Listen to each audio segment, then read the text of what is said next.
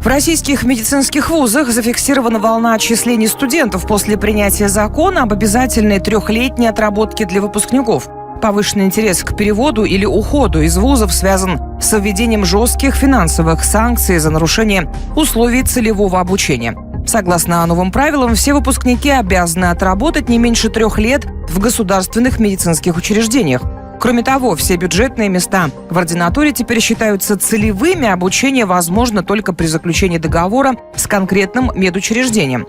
За отказ от выполнения условий договора предусмотрен возврат стоимости обучения и штраф в двойном размере. Особое беспокойство вызывает размер финансовых санкций. В некоторых московских вузах сумма штрафов может достигать 13 миллионов. Именно страх перед возможными выплатами, по данным студенческих сообществ, и стал основной причиной массовых отчислений до вступления новых правил в силу.